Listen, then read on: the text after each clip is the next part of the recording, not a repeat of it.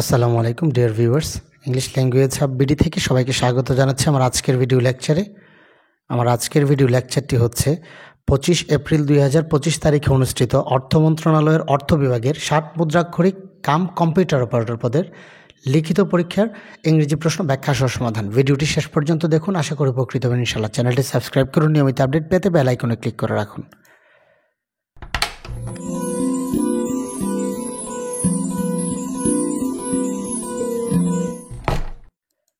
তো ইংরেজি প্রশ্ন শুরু হয়েছে 6 নম্বর থেকে। প্রথম প্রশ্ন হচ্ছে write down the right form of verb. Number A, don't mention anything unless you dash, ব্র্যাকেটে আছে আস্ক ফর। তো এখানে যে ক্লুটি আছে সেটা হচ্ছে আনলেস। আমরা জানি ইফ অথবা আনলেস যুক্ত সেন্টেন্সের একটি অংশ যদি ইম্পারেটিভ হয়, যেমন প্রথম অংশটা ইম্পারেটিভ আছে, ভার্ব দিয়ে শুরু হয়েছে, সো পরের অংশটা হবে প্রেজেন্ট ইনডেফিনিট। অর্থাৎ প্রথম অংশ ইম্পারেটিভ হলে পরের অংশ হবে প্রেজেন্ট ইনডেফিনিট। সো আমরা এখানে প্রেজেন্ট ইনডেফিনিট টেন্স এটাকে করব। কিন্তু দেখা যাচ্ছে যে প্রেজেন্ট ইনডেফিনিট টেন্সে করতে গিয়ে এখানে আস্ক এর ব্যাপারটা হচ্ছে জিজ্ঞাসা করা, অর্থাৎ জিজ্ঞাসা করা। ইউ এখানে মূলত তুমি জিজ্ঞাসা করো না, তোমাকে জিজ্ঞাসা করা হয়, অর্থাৎ এই অংশটা প্যাসিভে আছে। এটা আমাদেরকে বের করতে হবে, কারণ আস্ক জিজ্ঞাসা করার কাজটা এখানে ইউ করতেছে না, সুতরাং এটা প্যাসিভে আছে।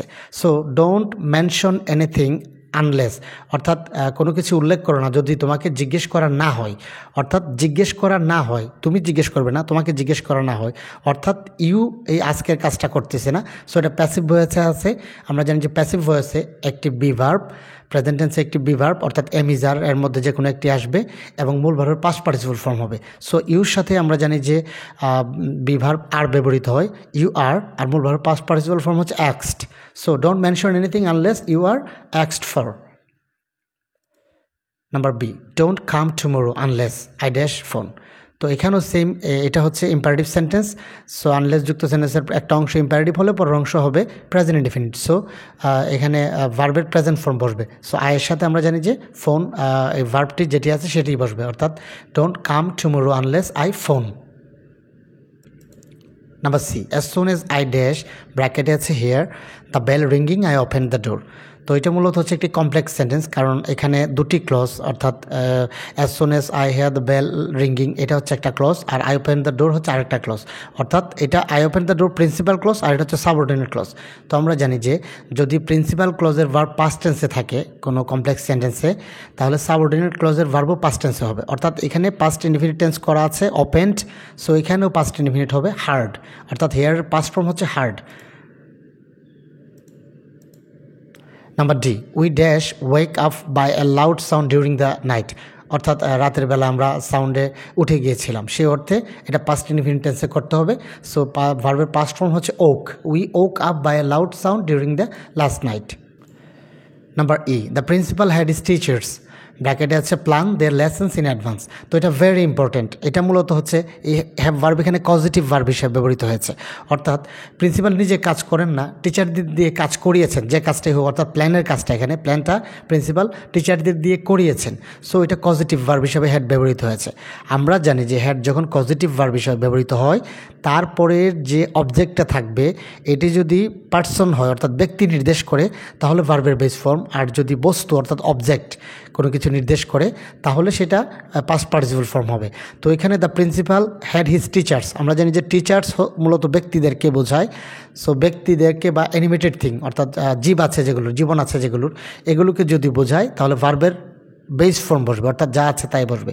আর যদি বস্তুবাচক বোঝায় তাহলে এখানে ভার্বের পাস্ট পার্টিসিপল ফর্ম। তো যেহেতু টিচার্স ব্যক্তিবাচক, সুতরাং এখানে ভার্ব যা আছে তাই হবে প্ল্যান।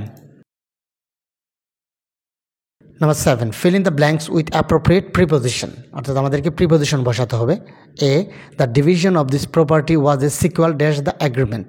তো আমরা জানি সিকুয়ালের সাথে প্রিপোজিশন টু ব্যবহৃত হয়, আর সিকুয়াল টু অর্থ মূলত হচ্ছে পরিণাম অথবা কোনো ফলাফল, অর্থাৎ উদ্ভূত কোনো ফলাফল।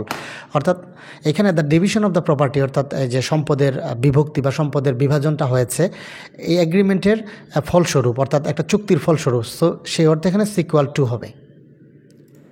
Number B, his behaviour does not accord dash his stated principles, অর্থাৎ তার যে আচরণ যে তার যে বলা যে নীতি, তার নীতির সাথে তার আচরণ মিলে না।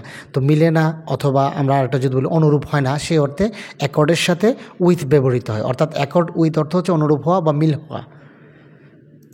Number C, I cannot conceive dash such cruelty.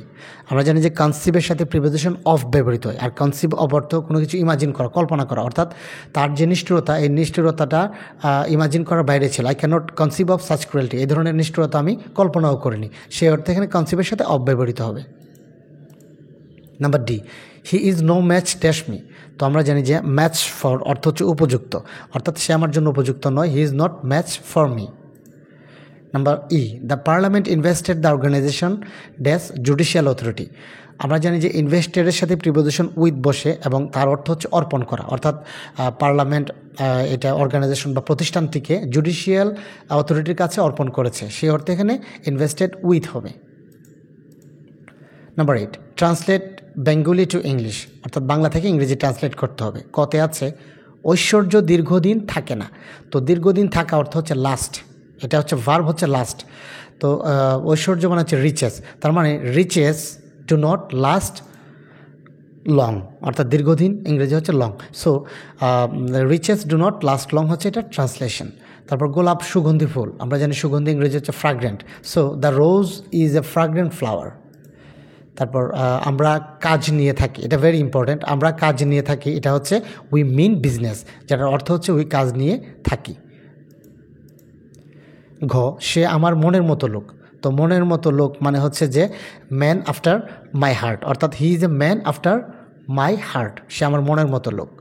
সে বড় শক্ত লোক, তো শক্ত লোক মানে হচ্ছে হার্ড নাট টু ক্র্যাক, অর্থাৎ যাকে সহজে নমনীয় করা যায় না, সে অর্থে এটা হবে হি is A hard nut two crack. 9 number, change the voice of the following sentences. এখানে আমাদেরকে ভয়েস চেঞ্জ করতে হবে। প্রথমে আছে নেভার টেল এ লাই, তো এটা মূলত ইম্পারেটিভ সেন্টেন্স। তো ইম্পারেটিভ সেন্টেন্সে আমরা জানি যে ভার্ব দিয়ে শুরু হয়, এখানে নেভার ট্যাড ভার্বের পূর্বে ব্যবহৃত হয়েছে। তো এই ধরনের সেন্টেন্সকে প্যাসিভ করতে হলে প্রথমত লেট দিয়ে শুরু হবে, আর নেভার থাকলে লেট নেভার ব্যবহৃত হয়, অর্থাৎ late never a lie be told, আমরা জানি বি আসে এবং মূল ভার্বের পাস্ট পার্টিসিপল ফর্ম হয়। Late never a lie be told, অথবা আমরা যদি নেভার ব্যবহার না করি তাহলে লেট নট, অর্থাৎ লেটের সাথে নট ব্যবহার করি, তাহলে লেট নট এ লাই, আর নেভারটার পজিটিভ হয়ে যাবে এভার, অর্থাৎ let not a lie ever be told, যে কোনো একটা করা যাবে, অথবা let never a lie be told. He is said to be very rich, এটা মূলত প্যাসিভে আছে, এখানে কে বলেছে এটা উল্লেখ নাই, তো সেক্ষেত্রে আমরা একটা সাবজেক্ট নিতে পারি, সেটা হচ্ছে পিপুল, অর্থাৎ পিপুল সে হি ইজ ভেরি রিচ। তারপর নবডি নোজ হিম হিয়ার, তো এখানে নবডি দিয়ে শুরু হয়েছে, আর হিম যেহেতু অবজেক্ট এটা হি হবে, তার মানে he is known to nobody here. একটা টু আসবে, নোর সাথে আমরা জানি প্রিপোজিশন টু ব্যবহৃত হয়, অর্থাৎ he is known to nobody here. Number D, panic ceased me, এটা ভেরি ইম্পর্ট্যান্ট, তিনটা ভাগে ভাগ করি, প্যানিক সাবজেক্ট, সিজ ভার্ব, মি অবজেক্ট। তো আমরা যেন অবজেক্ট সাবজেক্ট হবে, সো আই হবে। তারপর সিজ যেহেতু পাস্ট টেন্সে আছে সিজড, তো সাথে ওয়াজ ব্যবহৃত হবে, আই ওয়াজ সিজড। তো এখানে ভেরি ইম্পর্ট্যান্ট বিষয় হচ্ছে যে সিজের সাথে প্রিপোজিশন উইথ ব্যবহৃত হয়, so I was seized with panic হচ্ছে appropriate. Number E, he died of fever, এখানে প্রশ্ন ভুল ছিল, হি ইজ দেওয়া ছিল, কারণ ডাই ভার্বটা কখনোই প্যাসিভ করা যায় না, সো এটা ভুল ছিল এখানে, so he died of fever হবে। আর এটাকে প্যাসিভ করতে হলে একটু অন্যভাবে করতে হবে, অর্থাৎ অন্য একটি কজ বা কজ ভার্বটির, যেটাকে আমরা কসিভ প্যাসিভ ভার্ব বলি, এগুলোর সাহায্য নিয়ে এটাকে প্যাসিভ করতে হবে, so he was caused to die of fever. Number 10, make sentence with the following pairs of words, অর্থাৎ নিচের যে ওয়ার্ডগুলো এগুলো দিয়ে আমরা সেন্টেন্স তৈরি করতে হবে।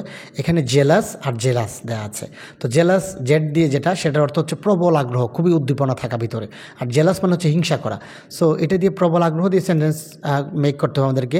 আমরা he was a jealous supporter of constitutional and parliamentary reform, অর্থাৎ যে কনস্টিটিউশনাল মানে সাংবিধানিক পরিবর্তন এর জন্য সে খুবই প্রবল আগ্রহান্বিত একজন সাপোর্টার, তো সেই অর্থে এখানে জেলাসটা ব্যবহৃত হয়েছে।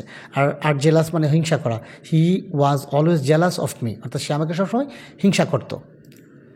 বি স্টেশনারি, অর্থাৎ এ আর ওয়াই। এই স্টেশনারি মানে হচ্ছে নিশ্চল, আর নিচের স্টেশনারি ই দিয়ে যেটা, সেটার অর্থ হচ্ছে যে কাগজপত্রাদি বা অন্যান্য দ্রব্যাদি, যেটা আমরা মণিহারি দ্রব্যাদি বলে থাকি।